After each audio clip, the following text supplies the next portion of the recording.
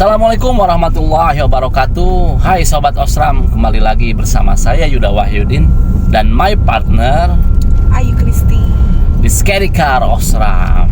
Seperti biasa, kali ini aku mau ceritain kisah Sobat Osram yang sempat mengirimkan email ke ceritahantujuk@gmail.com. Namanya Mas Anton. Sebelum kalian mendengarkan kisah ini, jangan lupa untuk subscribe, like, dan komen agar channel kami semakin maju dan berkembang, dan kami lebih semangat lagi untuk membuat konten-konten terbaru. Subscribe.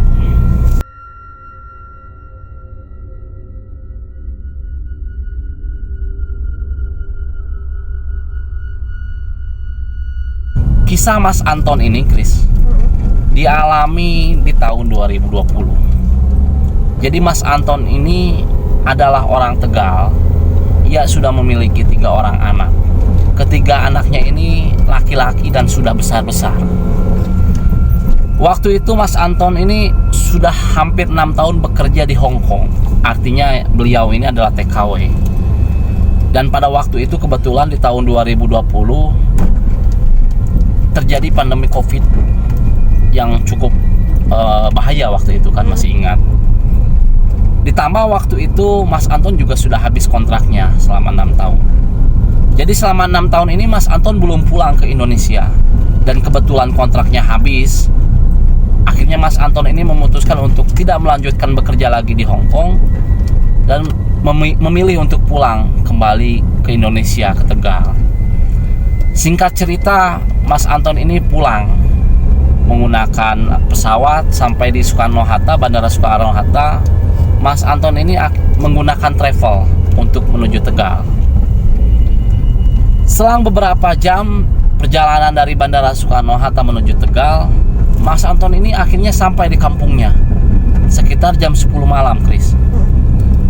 Waktu itu kampung Mas Anton ini dari jalan raya cukup jauh, Chris, memakan waktu 1 kilometer. Nah, biasanya kalau siang hari di jalan raya menuju kampung Mas Anton ini bisa ditempuh dengan menggunakan ojek. Tapi karena pada waktu itu sudah malam hari, Mas Anton ini akhirnya tidak ada pilihan lain selain berjalan kaki dari jalan raya menuju rumahnya yang jaraknya 1 kilometer. Cukup jauh kan ya. Nah, Mas Anton tidak ada pilihan lain dan akhirnya ia berjalan kaki. Yang Mas Anton pikirkan waktu itu sebenarnya bukan soal begal, Chris. Karena Mas Anton menuturkan bahwa perjalanan dari jalan raya menuju kampungnya ini memang jarang ada begal, tidak pernah ada begal malahan. Yang Mas Anton pikirkan ini, Mas Anton harus melewati kuburan keramat yang cukup besar yang sebenarnya terkenal angker. Itu yang Mas Anton pikirkan waktu itu. Tapi Mas Anton tidak punya pilihan lain selain berjalan kaki. Mas Anton berjalan cukup lama, Chris, waktu itu. Hingga akhirnya ketika Mas Anton hendak sampai di kuburan keramat yang dimaksud, tiba-tiba Mas Anton ini mendengar suara gamelan, menandakan bahwa sedang ada hajatan pernikahan. Waktu itu Mas Anton merasa tenang karena ternyata perjalanannya ini ditemani oleh suara gamelan yang sedang menandakan ada hajatan. Setelah Mas Anton melewati beberapa kuburan, tiba-tiba Mas Anton ini dihadang oleh salah seorang teman semasa kecilnya, namanya Sigit. Sigit ini menggunakan pakaian kemeja batik dan kopiah hitam. Tiba-tiba Sigit ini menghadang Mas Anton dan bilang, "Alhamdulillah Ton, kamu udah pulang. Kamu mampir dulu lah ke pernikahan anakku. Sekarang aku sedang mengadakan pernikahan anakku." Lalu Anton bilang, "Alhamdulillah, oh ternyata suara gamelan ini berasal dari hajatan pernikahan anakmu ya, Sigit?" "Iya Ton, sekarang kamu wajib untuk datang ke pernikahan anakku, mumpung kamu lagi di sini." Nah, akhirnya waktu itu Sigit dan Anton ini pergi ke ada tenda-tenda pernikahan, Chris. ada tenda-tenda pernikahan, banyak orang-orang yang dilihat oleh Anton sedang makan, ramai sekali. Ada pegelaran wayang, ada pegelaran musik gamelan. Anton merasa senang waktu itu. Ia sambil makan dengan lahap. Anton merasa senang bahwa kampungnya ini merasa lebih hangat, berbeda dengan beberapa tahun lalu yang terasa lebih angker. Nah, setelah cukup lama Anton makan dan berbincang-bincang dengan keluarga Sigit, Anton ini tiba-tiba kepengen pulang. Anton ini akhirnya memutuskan untuk pulang sendirian. Ia pamitan ke Sigit dan keluarganya, tapi Anton ini pulang dengan sendiri. Singkat cerita, akhirnya waktu itu Anton ini sampai di rumahnya. Ia disambut oleh istrinya dan juga ketiga anaknya. Pak, Bapak kapan pulang, Pak?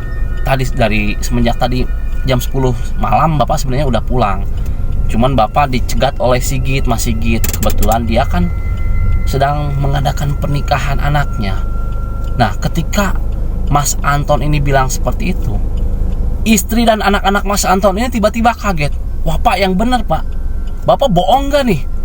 Bapak jangan bercanda lah, ini tengah malam, Bapak kok bohong sama kita? Emang kenapa? Emang kenyataannya Bapak ini memang sudah hadir ke pernikahan anaknya Mas Sigit. Emang kenapa? Bapak jangan bercanda Pak. Bapak emang gak tahu, seminggu lalu Mas Sigit dan keluarganya ini kan sudah meninggal. Meninggal karena bus yang ditumpangi oleh keluarganya ini masuk jurang. Mas Sigit dan keluarganya ini masuk jurang karena memang mau pergi ke calon istri anaknya. Ketika Mas Sigit dan keluarganya ini hendak akan pergi ke rumah calon istri anaknya ini, sebelum sampai di sana sudah masuk jurang Pak. Keluarga Mas Sigit sudah meninggal, cuman tinggal nenek dan kakeknya saja. Nah, Anton waktu itu benar-benar kaget. Anton bercerita ia sempat mual, kepalanya sempat pusing karena tidak percaya dengan apa yang dituturkan oleh istri dan anaknya. Setelah tenang, Mas Anton ini cerita kembali ke istri dan anaknya bahwa tadi ketika Anton ini melewati kuburan keramat, Mas Anton ini dicegat oleh Mas Sigit dan mengajak Anton untuk menghadiri acara pernikahan anaknya. Bahkan Anton ini sampai makan di hajatan tersebut. Serentak anak dan istrinya pun kaget mendengar penuturan cerita dari Mas Anton. Nah, setelah itu keesokan harinya tiba-tiba Mas Anton ini sakit, Chris.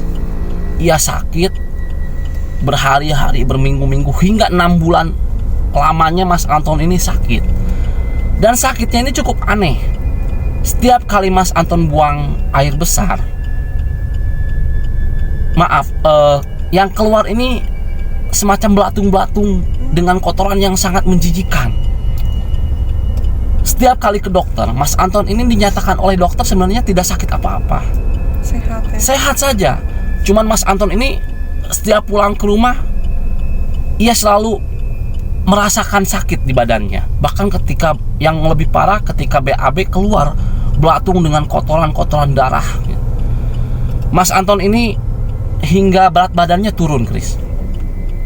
Karena aneh dengan sakitnya Mas Anton, anaknya ini mengajak salah seorang temannya yang indigo, mengajak datang ke rumahnya untuk melihat apa yang sebenarnya terjadi ke ayahnya. Ketika anaknya Mas Anton beserta temannya ini datang ke rumahnya, temannya anaknya Mas Anton ini kaget. Ya, kaget sampai muntah-muntah. Setelah tenang, temannya anaknya ini bilang, kalau bapakmu ini sebenarnya banyak sekali yang mengikuti bapakmu. Bahkan di perutnya banyak juga anak kecil yang bergelantungan. Anaknya Mas Anton waktu itu minta tolong ke temannya, bisa nggak kamu sembuhin? Aku nggak bisa, ini harus ke orang pintar. Kalau aku kan cuma bisa ngelihat aja. Waktu itu selang beberapa hari, Mas Anton ini meminta tolong ke tetangganya, namanya Mas Mas Randy, minta tolong ke Mas Randy, Ren, tolong dong bantuin aku cariin kiai yang bisa ngobatin aku. Ternyata Randy ini tetangga Mas Anton yang pernah pesantren dulu di Cilacap.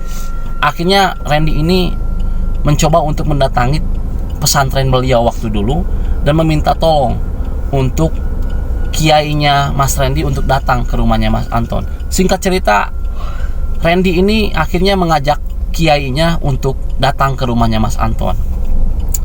Kiai ini datang dengan beberapa rombongan santri. Waktu itu menggunakan kol buntung, lalu mengadakan acara semacam acara pengajian.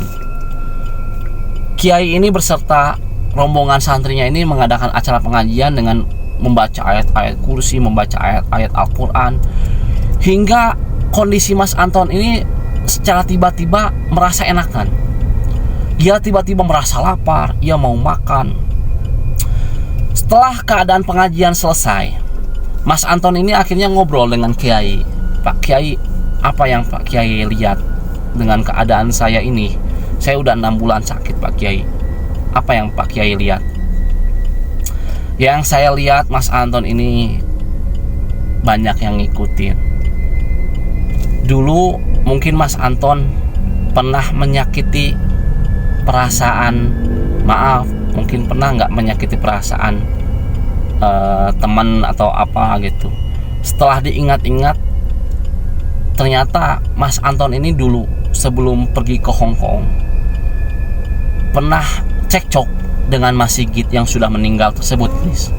Pernah cekcok karena anaknya Mas Sigit ini pernah suka dengan anaknya Mas Anton, tapi Mas Anton nggak setuju karena anaknya Mas Sigit dinilai oleh Mas Anton ini cukup nakal, meskipun perempuan tapi suka mabok-mabokan. Itu yang difikirkan oleh Mas Anton. Mungkin itu yang mungkin itu yang membuat Sigit waktu itu cekcok dengannya. Nah, akhirnya Mas Anton ini cerita ke Kiai tersebut, Pak Kiai, saya dulu memang pernah melarang anak saya untuk menikah dengan salah seorang teman lama saya, yang kebetulan teman lama saya ini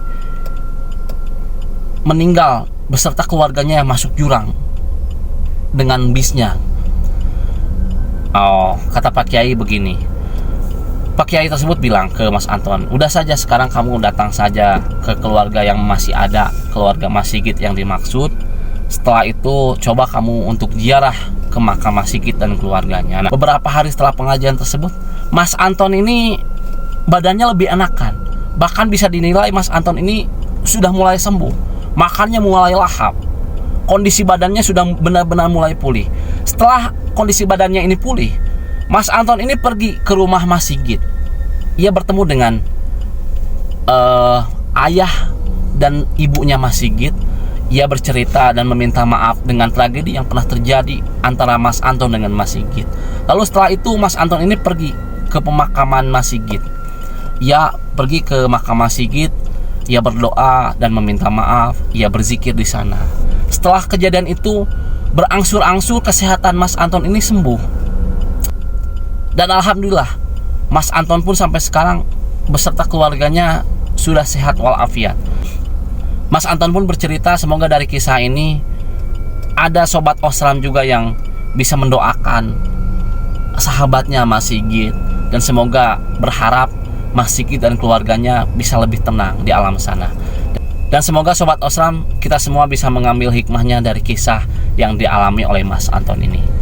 Wassalamualaikum warahmatullahi wabarakatuh.